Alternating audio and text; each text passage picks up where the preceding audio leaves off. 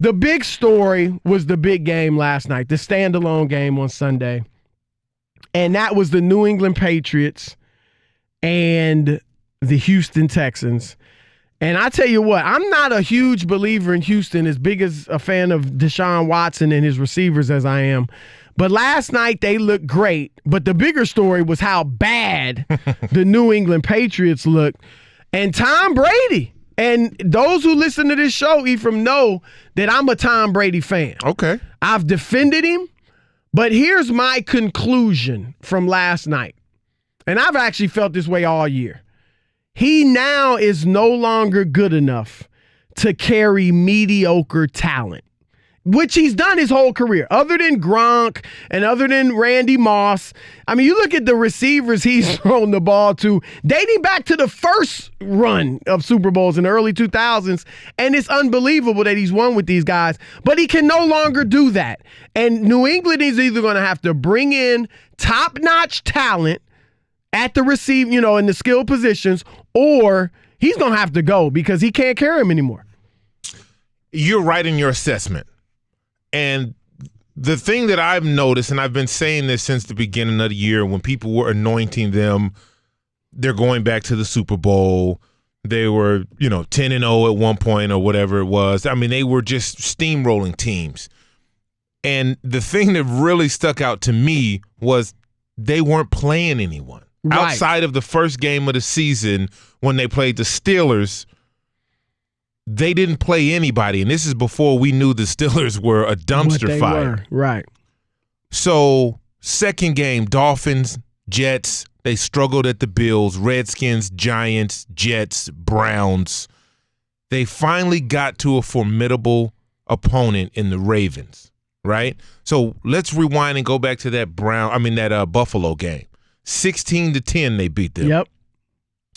Between the two quarterbacks, I think Matt Barkley and Josh Allen, they threw 4 picks in that game. They couldn't throw the ball to you or to anybody.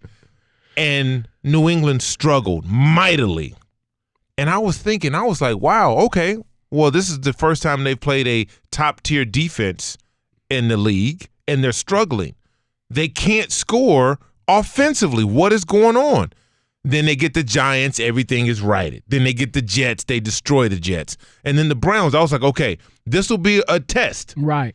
To see, going up against legitimate talent, what they can do. And the Browns being the Browns. Right. Being the Browns. Literally shot themselves in the face from the opening snap of the game. And then they got exposed against the Baltimore Ravens. Bill Belichick has been synonymous with figuring out puzzles, right? Baltimore is a puzzle.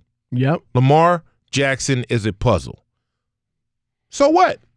This is what Bill Belichick does, and Tom Brady does the rest.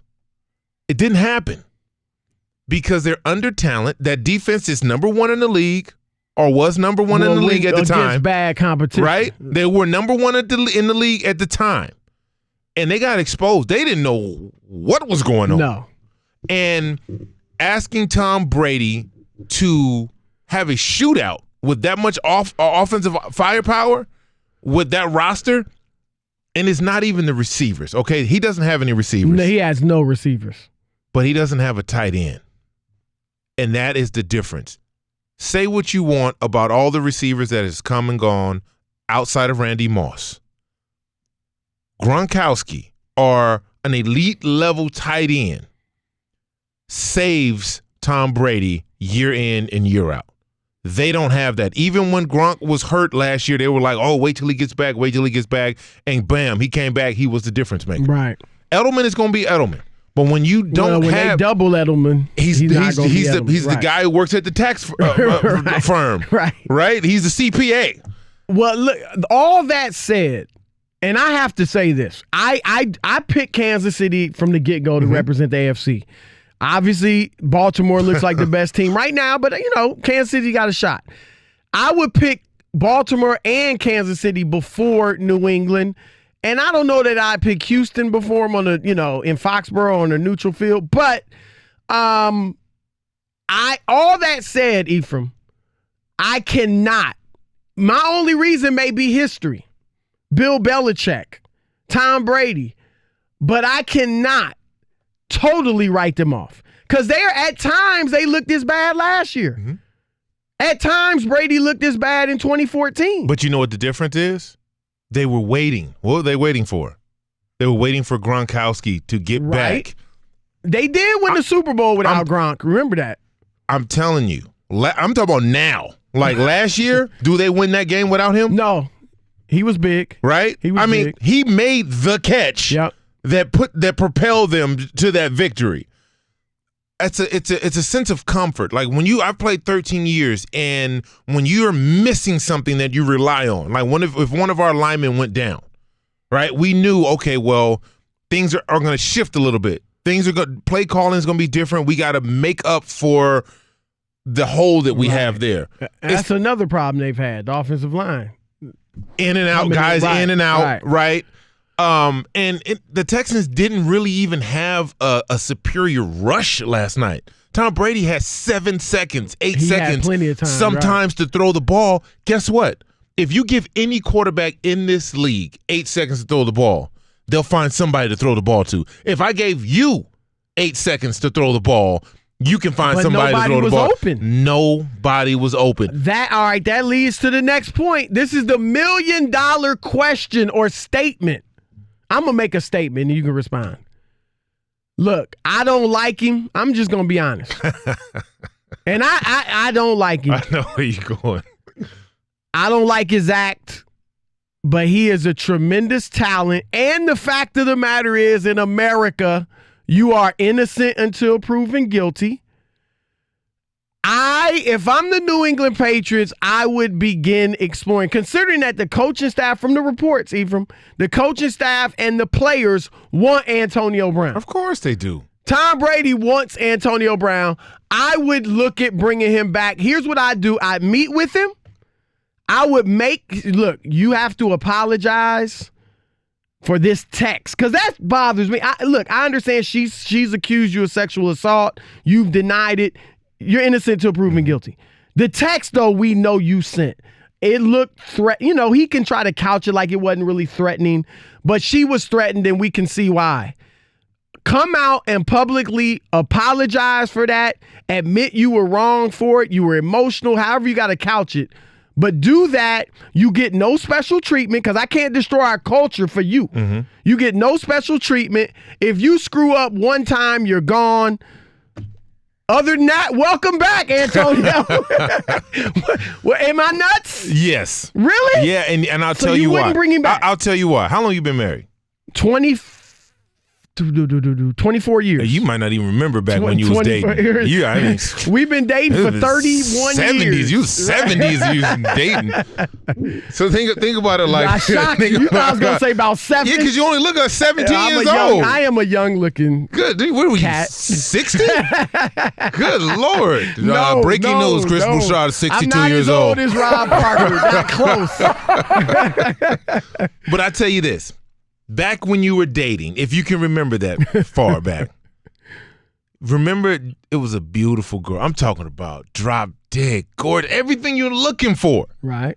Outside of your wife. Right. And she was just a little bit crazy. Right? Just a little bit crazy. Like, pop up at the house, might be standing at the kitchen window watching you do dishes. Right? Maybe you get in the car and she's sitting in the back seat and you're like, hey, baby, what's going on? Right? But you put up with that because, man, she looked good. Right. Boy, I'm talking, when you walking out, everybody looking at you, everybody like, man, Chris doing it. How he do that? Right? You get all of that goodness. And then you lay in bed one night and you looking up at the ceiling and you like, man, I don't want to go to sleep because she might kill me. So you have that trepidation, right? Antonio Brown is this hot girl. He got all the talent in the world. He is a game changer. When he steps out on that field with you hand in hand, you know he's going to make heads turn. He's going to produce. He's going to make your life easier. He's going to get you into places you couldn't get in by yourself. You go to the club by yourself, you got to stand in the line. Right. You go to the club with that girl, y'all come right on in here. All right. Right? What if that place is a Super Bowl? That's what I'm talking about, right? So but I can't trust wait you a for minute. that long. No. It's too long. And you know why? Because he's a 6th-round draft pick. I was a 7th-round draft pick. The one thing I know about 6th and 7th-round draft picks, you don't have an ego. You can't make it in this league, in the NFL, with an ego as a 6th and a 7th-round draft pick. Okay. All right? So what has happened in the course of his 9 years in the NFL, he was allowed to be disruptive, disrespectful. These aren't the first incidents we've heard from Antonio Brown. No. Right? This is not like, oh my God, this behavior is uncharacteristic. Right? These are things that have gone unchecked for 9 years. Now he has the biggest ego on the planet from a 6th-round draft pick. You know how hard that is to do? And if you don't check that type of behavior, a la make him sit and tweet about being back in the league and not allow him to come back in the league and continue, see, the league needs me. You already know that's his mentality. If a team picks up a phone, they do need him. Of course they do. But do you reward that behavior? Do you reward the girl standing over your bed with a knife saying, I'm just cutting apples? I'm with you. Come on now. I am with you. When is it bigger? When is it bigger than the Super Bowl? All of that. So do they have any chance? Other than just nostalgia, other than just they're the Patriots, other than just we saw this last year. Right. They had a 5-week stretch where they struggled, or the last 2 of the last 3 games. Other than that, we got no reason to believe. Absolutely not. Without Antonio Brown. Absolutely not. Absolutely not. Would it be so? If they won the Super Bowl with AB, would it be worth it? For humanity, no. For them, yes. I wouldn't sign him longer than these 7 weeks. It doesn't matter. You give him all that you give him next year. He got to learn a lesson, right? If your kid is acting up, you can't continue to reward him. If your daughter's brought home all Fs, oh no, they right? And you guys had exactly because you've nipped that in the bud. But if they brought home all Fs and you guys had planned a family trip to Disney World, you still going on the trip? They got some crazy dudes in the league. You still going on the trip? No. Okay, then. I'm going, not them.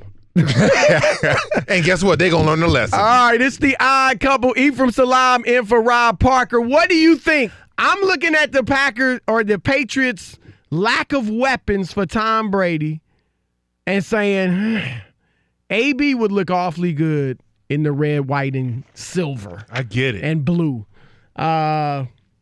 It sounds Ephraim, good. yeah, he's the logical one and says no. Let's see what you say. Let's start with Adam in Bakersfield, California. Adam, welcome to the Odd Couple. Hey, guys. Thanks for having me. Love your show. Thank you. Appreciate what you guys do. I think you're the best show on the radio, hands down. Thank you. We appreciate that. Much appreciated. So, make sure you tape that, Rob G. As far as Antonio Brown goes, I think they got it right when they dropped him. I think he needs to be taught a lesson. I'm a longtime Dolphins fan, and I've been a fan long enough to remember when the Patriots sucked. And Belichick, although he's cheated along the way, in general, I think he's done it the right way. It's the Patriot way. Work hard. We're going to do things the right way. And if he brings them back, I think he's doing a disservice to the youth of today who are going to see they can get away with crap like he's done. And I think it's going to bite him in the butt either way because there's nobody better than Baltimore right now. And I can't see anybody taking them down. But I'd love to see Belichick do it right and leave them out. See, you guys are looking at the bigger picture. And I get you looking at the world. It's bigger than sports. Right, you're just looking at the football part of it. Yes. I mean, but here's what I'd hate to bring him back and not win the Super Bowl. Because you don't want to reward that. And do you want to reward giving them a Super Bowl with this behavior, though? Well, like, does he deserve? Giving him a Super Bowl gives you a Super Bowl. Would be giving us, if I'm the Patriots, a Super Bowl. I as a parent, right? Not as an NFL owner. I can't reward bad behavior. Now, look, I know it's talent. I've been around some great receivers. I played with some great receivers, and they're game changers, no doubt. And ask Tom Brady. Tom Brady would donate his whole salary to get him right now. He don't even care. He'll do anything. But Belichick and Kraft, like, you can't keep taking shots at the owner on social media. Yeah, but then he tweeted something last night. Like, he retweeted or posted something from a fan talking about Kraft and his decision making. Right, like, that's not. You're not helping your cause. If he was just quiet somewhere, sitting in a corner, then you'd be like, oh, okay, well, maybe he's learned his lesson. Right. But he consistently, every week, shows us he hasn't learned anything and still thinks the league revolves around him. All right, let's go to Isaiah in Baltimore. Isaiah, you're on with the Odd Couple. Hey, you guys. So I was thinking at first, and I was going to say, you know what, no, they shouldn't sign Antonio Brown. But then I thought about it, and I said, it's the Patriots. First of all, they've already gotten caught cheating twice. Stuff we've never heard before, deflating footballs. Like, you didn't care about integrity back then.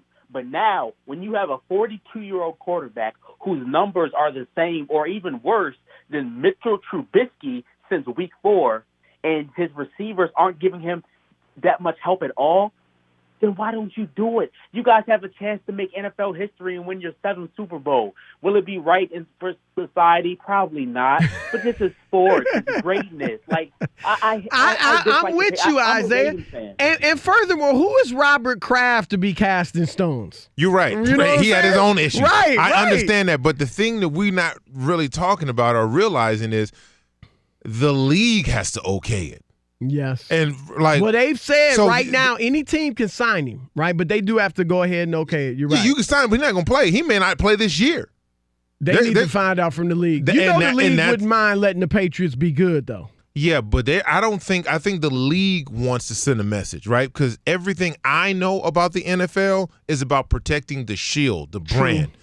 Chris Carter told all of the rookies in 1998 at the Rookie Symposium, told Peyton Manning to stand up. Peyton Manning, stand up. He's the number 1 pick in the draft, right? Congratulations, number 1 pick in the draft. The NFL doesn't need you. Told everybody else in that room to stand up. All of you guys, fantastic players. The NFL doesn't need you. The NFL doesn't need me to survive.